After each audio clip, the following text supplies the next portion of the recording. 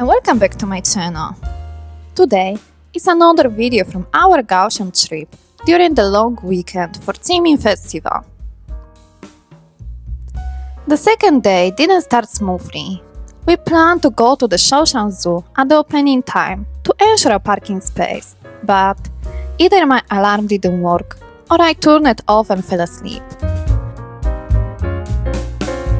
In the end, we arrived way after 10 a.m. and there were really no parking lots available. We got a paper with the address of a nearby car park where we could park and take a shuttle bus to the zoo. I feel it's the first time I slept so well while not in my own bed. Normally, when we travel, I sleep like 2-3 hours. The car parking costs only $40 for 4 hours and the shuttle bus $12 per person. Super cheap. I maybe took the bus in Taiwan only 3 times, so it's hard to say, but it's my first time seeing a female bus driver. I took the bus several years in Poland when going to school and never saw a single female driver there.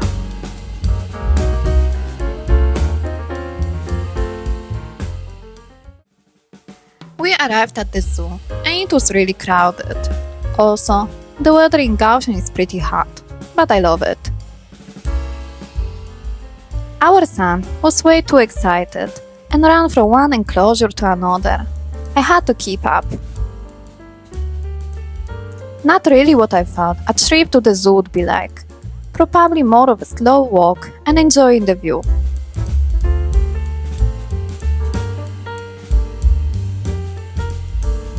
We also spotted several wild monkeys.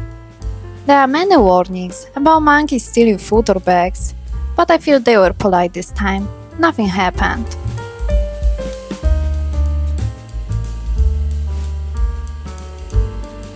It reminds me of one story.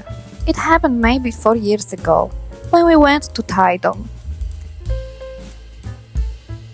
Poland doesn't have wild monkeys, so the thought of seeing any was interesting. So we drove to Donghe village, which is famous for wild monkeys.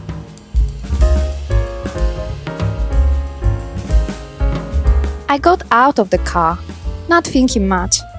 I took food to have a snack outside, and I only took a few steps and was chased by monkeys. I was super scared and jumped into the car, locking the doors. The monkey, of course, tried to open the door.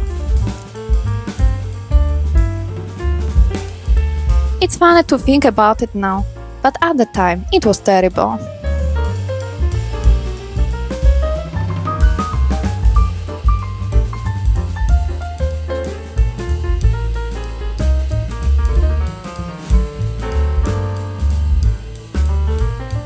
We probably spent 3 hours in the zoo. Our son was happy to get the gift. It was around Children's Day, so there were plenty of kids and the entrance was free for them.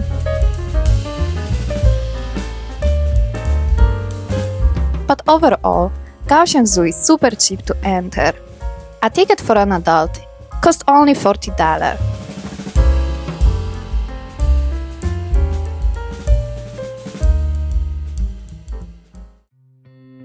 I still had other plans for the afternoon, so we drove to Zuoying. We parked near Lotus Lake. There weren't many food options, but one beef noodle shop had plenty of reviews, so we decided to try it out.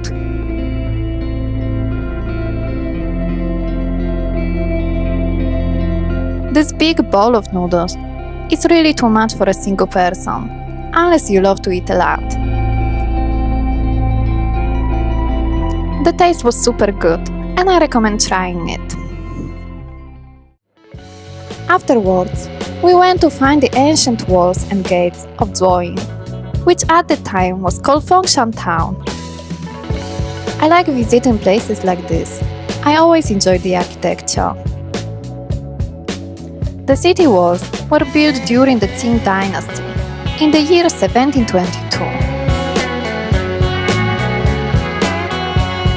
In the past, There were 4 gates, but only 3 remain until now. The south gate, known as the Ziwon Gate, sits at the center of a traffic circle after the removal of its connecting walls. We didn't go there, only passed by when driving. We walked to the east gate, also known as the Fengyi Gate, which is the best preserved among the 4 gates of the walled city. A portion of the wall connected to the east gate still remains. The wall is super big and you can take a walk above it.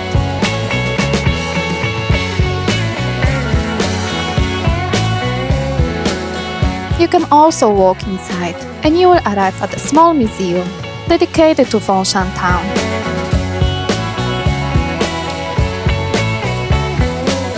If you enjoy visiting places like this, I recommend exploring鳳山district in Kaohsiung, as well as Hanchung town in Pingdong, or visiting Tainan city, where you will also find some ancient walls and gates.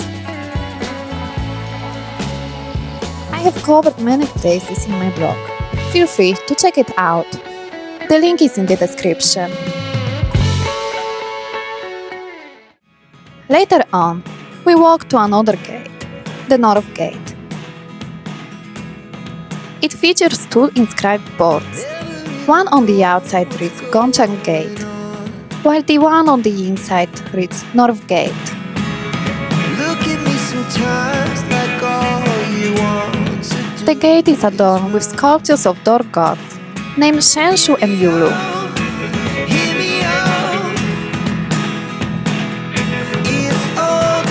The West Gate, also referred to as the Tianhai Gate, no longer exists, having been destroyed during the Japanese rule period.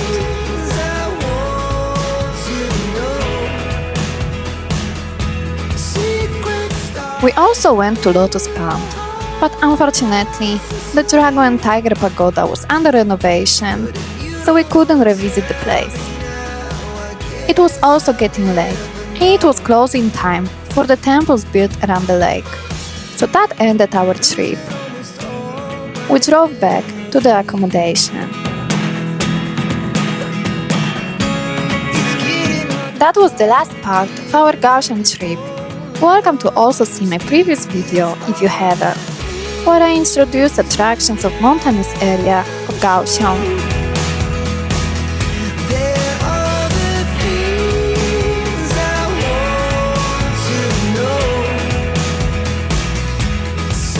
Thanks for watching. If you enjoy my content, don't forget to like, share and subscribe to my channel. Bye!